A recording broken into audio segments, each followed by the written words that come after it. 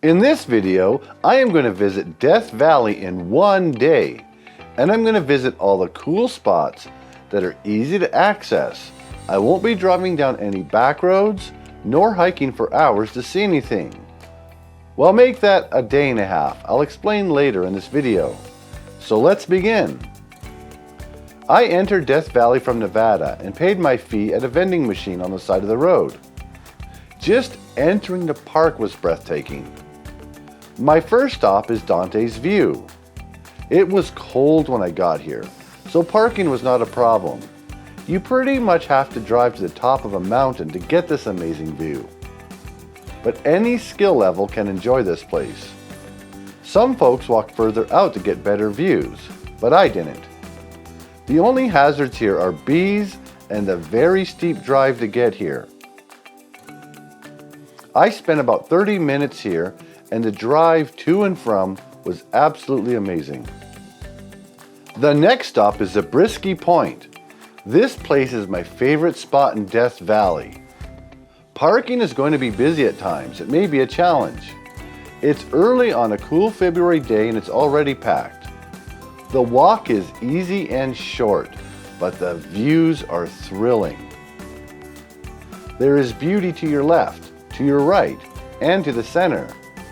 I wish I was here at sunrise or sunset. There are trails you can use to go even further, and I was tempted to do so myself. I just stayed on the main trail and my visit lasted about 30 minutes. The third stop on our trip is the Natural Bridge. It is easy to get to the parking lot, but it does require a little bit of hiking. I think I walked less than 1 kilometer each way. It's a narrow canyon, and in no time, you'll get to the Natural Bridge. This was much more exciting to see than I had expected. I am glad I came here in midday so the sun was shining into the canyon. It makes for nice photos. You can walk further if you want to, but it does not get any more exciting than a Natural Bridge.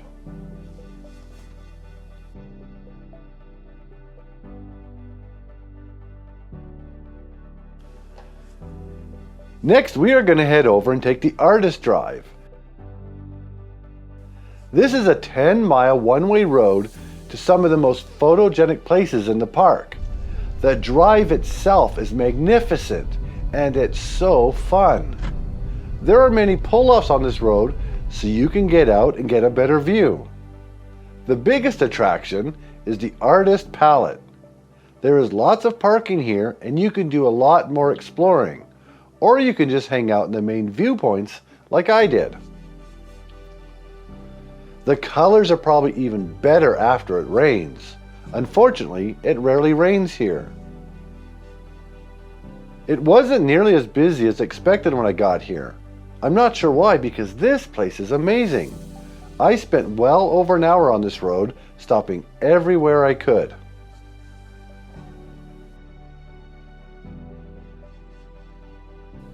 The next stop is Badwater Basin. When I was a kid, this is how I imagined Death Valley to be. It's a hot, hostile wasteland. I believe this is also the lowest point in Death Valley at 252 feet below sea level.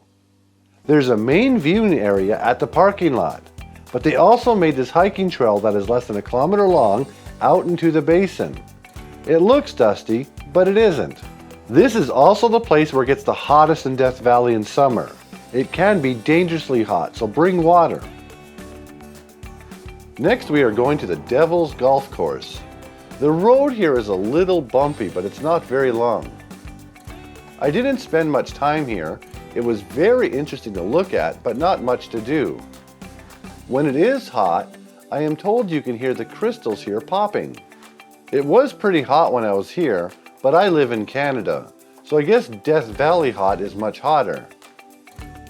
Which is probably why they call this place Death Valley.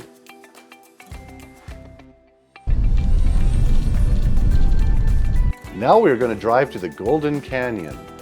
It's very similar to the Natural Bridge Trail, except you can walk even further if you'd like to.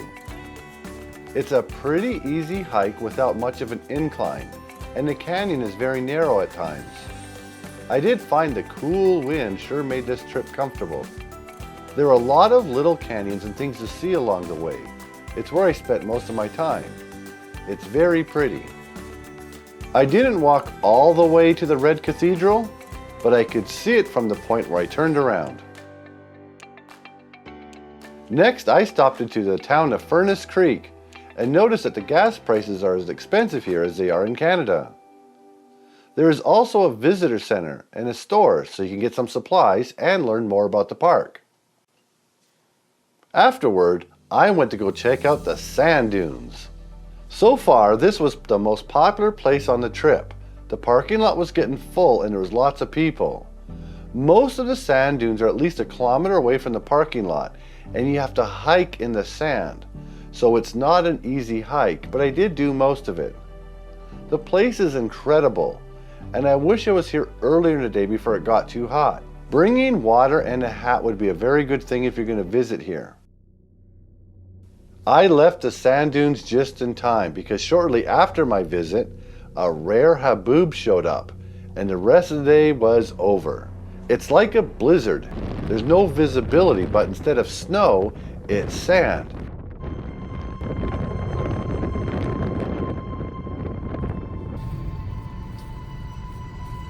And somehow I ended up driving all the way out to Death Valley Junction. I did end up getting a really good view of the haboob when I took this trip. It was surreal. And I'm told this event is actually pretty rare here.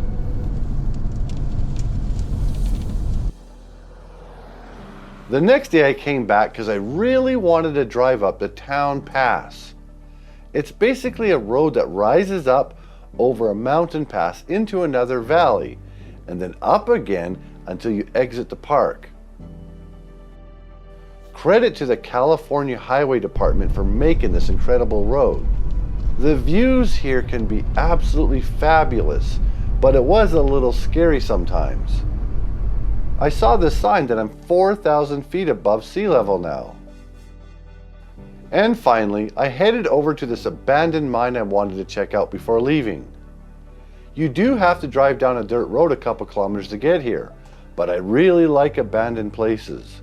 The best thing about this place is that it's really authentic abandoned mine, and there isn't an attendant. That does mean though that there is inherent danger here, so please be careful. Unfortunately, the winds during my trip to Death Valley were mostly higher than usual, so I had to miss a few places I wanted to see. But what I did see was absolutely incredible. And the best part is, I only spent about 2 hours driving time visiting all these places once I'm in the park. If there are spots I should visit next time, please let me know in the comment section. I can't wait to return to Death Valley. This place is absolutely amazing. Thank you so much for joining me today.